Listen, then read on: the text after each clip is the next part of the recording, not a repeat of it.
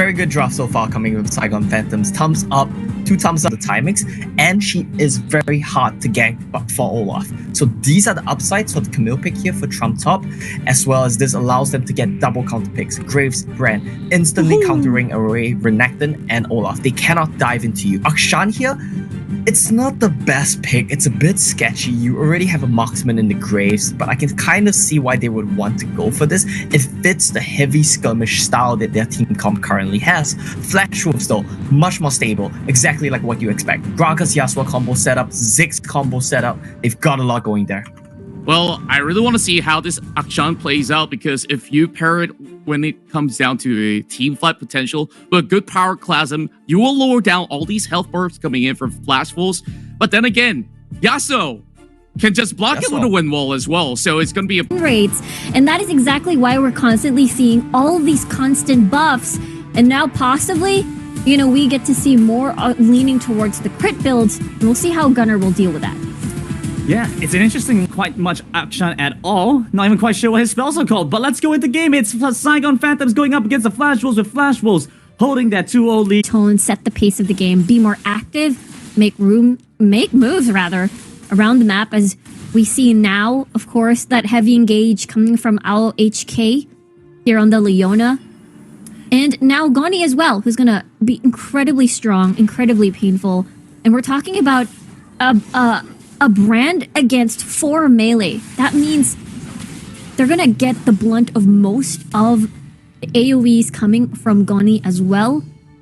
And as well as Leona having to instantly punish, instantly stun anyone who goes near their backline. Yeah, we're hoping to see if Flash Wolves, if Bruce is able to have a stand-up performance, make use of that wind wall as a fight breaks out on the top side. Sarah has a flash on the turret, but it comes through. One more auto attack will find it. Bruce trying his best to keep it alive. Sarah's running for the hills, back into the brushes, but he's surely gonna go. And it's very strong. Level 1 and level 2 is coming from Saigon Phantom. Level 2 is also very good just because you have the Zenith Blade and the Sun from the Leona. But for Flash Wolves, their response is, we have a Ziggs. We can take this tower down immediately and get bonus gold in exchange. So that is exactly why we're seeing now just a tad bit of a 400 gold lead coming from Flash Wolves. Yeah, Flash Wolves, I'm not sure that's a fair trade. That's take for attack, but they take the turret instead, and kind of feels like Flash Wolves are getting a nice start here, Riku. Almost 1,000 up, in fact. As Eason is already coming in, playing aggressively, almost takes down Gunnar. They have to be a little bit careful of this, but it's Eason that's going to have to be careful instead. Burns both summoners, trying to get back towards turret. That's the satchel charge, going to keep him safe for a little bit longer. He's still alive. Locking keeps his support alive. In this game, let's throw that all out the window. In this game, let's throw that all out the window, as now it's been a tale of big roams, lane swaps, and the fact that before 2 minutes we've already seen the first blood tower going down.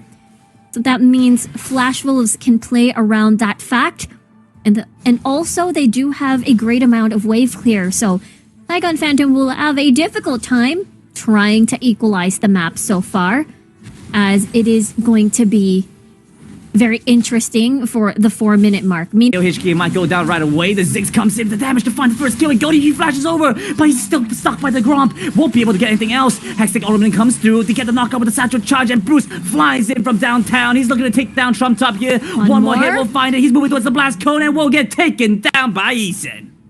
I love the response from Flash Wolves. Okay, Saigon Phantom, you're going to create chaos. We're going to create an even bigger chaos as a response. So now they're able to plant the rock. And of course, Sarah is the constant target throughout this whole series by Saigon Phantom. And it's going to keep happening even more. Yeah, unfortunately, Sarah goes down there. Was so close to taking Blake as well. The Ignite was just one take away, and it feels bad Flash Wolves to lose the Crocodile. But it's fine. I think they're resetting back, and they got some control still up in the gauntlet. It's a little bit smaller than we saw before. Saigon Phantom looks like they've made some good investment opportunities. They managed to come back into this game quite well. Now take a look at the gold coming through. Eason, all of these are pretty much all in, and a brand is incredibly vulnerable. So now they're already first dibs on this Rift Herald, but they're not exactly confident, just because Locking has pretty decent mana pools to still keep spamming. Alright, that was an interesting interaction there by the Rift Herald. Flash away from Gunnar. Gets him safe from the Flash Wolves. It means Rift Herald's likely going to go over to them. They're trying to clear... Saigon Phantom's trying to clear out the mid wave as quickly as possible, but, you know, you still have locking. He's zigged. For the same build path with the Solari Charge Blade first into the Blade of the Ruined King. Yeah, but we have to take a look towards the dragon. Blade's gonna go down first here. He's gonna get the heal off the ignite. Taking him down though. Flash forward from Ysera over the wall. Gets one. They secure a second by the side. AOHK going down as well. Mid lane, gonna see the Rift Herald is charging through. Saigon Phantoms get the dragon bite. And what caused Riku? This is crazy because Flash Wolves, it's still not over. Yeah, Gunna's going down. Dancing to whatever Saigon fandom wanted to start here with just that 4-man collapse, and really nice response coming from Flash Wolves over here. And that's the thing. If Saigon loses a fight, loses a skirmish, they're going to get punished twice because there's a Ziggs on the opposite side that can take towers down so fast. Yeah, one mistake punished twice, just like Blake being up the top side by himself is a mistake, and that's going to mean Flash Wolves looking at another out-of-here turret, looking to break them all open by 6.5 minutes in. It feels like Flash Wolves, yeah, they're putting on a show here. This is a true crime podcast. They're looking for the ult. They're looking for the knockup. Not like this. They find the last breath onto Gunny, and Gunny's gonna go down. AOHK, he tries to stay alive. He has the Zenith Blade. He has a little bit of crowd control. Huge moves coming in from Trump Top. He's joining into the fight. It's massive. Coming 3 dead from Flash Wolves. Yeah, that is so sad when the comeuppance charging in, then boom, the wind wall is just gonna block everything down. And that's the reason why Bruce is still able to take down. They're still able to at least equalize the gold. So it is a 2k gold deficit. But at the same time, those kills coming from Flash Wolves, Olaf, Yasuo, these are exactly kills. These are exactly the number of kills that are going to be scary in the later stages of the game, especially now that Isun has been tag teaming with Bruce constantly for that setup on that last breath to get the ult down. Yeah, exactly that, right? The Greg is moving together with Yasuo. Make sure they always have some form of reliable knockups, making sure that Bruce is empowered in these fights. Like you mentioned, like with the knockup, they find some good damage back on the Gunner, but he's stuck in the Hextech Ultimate, and Bruce has nowhere left to go. He has to try to flash over the wall, but he doesn't have it. He doesn't have the flash. He gets taken down the side lane. Bruce was very far away from Isun there, and he thought that he had enough damage to see if he can eliminate Trump Top right away. But the biggest problem is the shields, Hextech Ultimatum, and as well as the fact that Trump Top still had flash. Yeah, I don't even think this was a 1 versus 1, Riku. This looked like a full party, bringing the entire Saigon Phantoms against Bruce. Yeah, exactly.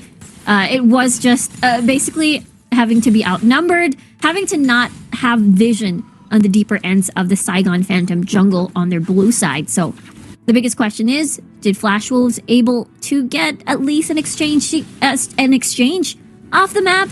Maybe just chip damage in the mid lane, that locking did. Good damage from the Ziggs. The fight hasn't even started over on the side though. Trump Top will find a little bit back against the Sarah. Pops the dominance, but that's the ultimate traitor as well to come up and gets blocked by the Scuttle Crab. You love to see it. The Sentinel of Light not able to do all too much against Scuttle Crab. Sarah's chasing after this. Might be able to find something on the Gunner, but they have both their hooks available, so they're gonna get out for free. Blake Look at the damage. Yeah, he's gonna stand in the middle of things. A knockup. It's a double. And it sets up for Bruce with a flash away from Blake. Keeps him alive. He's back in the mid lane over by the side. Sarah's leading the charge. They chase forward. They're taking them down. 3 dead on Saigon Phantoms. What a beautiful turn. Now on towards Flash Wolves for free. Man, Flash Wolves are looking to speed run this game. We saw a 1.5 minute turret pickup. Now we're looking at a 10.5 minute Baron pickup as fast as they can possibly play going into this one. Try to make sure we get a 3-0 series quick. But that being said, though, they're going to take down Isun over in the mid side. Maybe trying to respond to this. Almost get a catch on this Sarah, though. But they're going to reset here, surely, and come back even stronger. Yeah, they can start the siege now. That is exactly why Saigon Phantom is trying to get a good head start. Make the siege a little bit slow by pushing down the wave. And aside from that, there's also Trump Top with the hook shot into the Hextech Ultimatum for them to reach either Locking or Bruce. These are 2 important targets because, you know, Cookie's just going to press Ragnarok. So he's basically already down for the count in terms of targets that they can instantly burst down.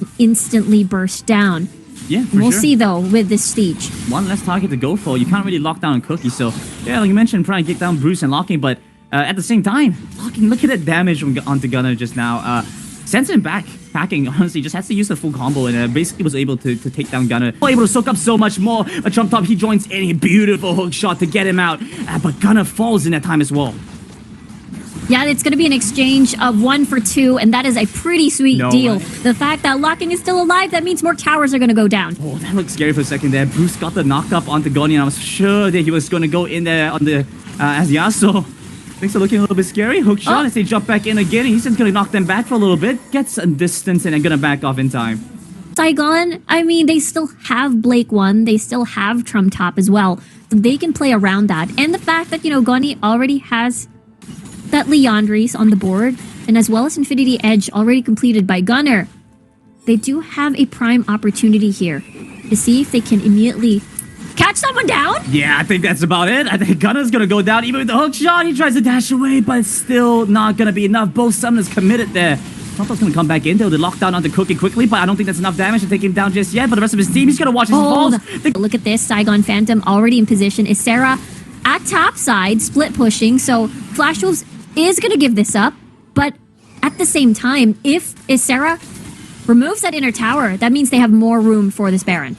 How do you feel about the proud? Olaf has your number, and he flashes to the wall onto Trump Top, who has the hourglass, but can only save him a little bit more. Nice body slam coming through from Eason as he finds the last auto attack, the last tick of damage to take down Trump Top. They're still chasing after. I don't think that's what Gunnar wants, and they dodge away as Sarah flashing in. Wasn't able to get the stun. Flash was have to back up, but they fine-tune the process.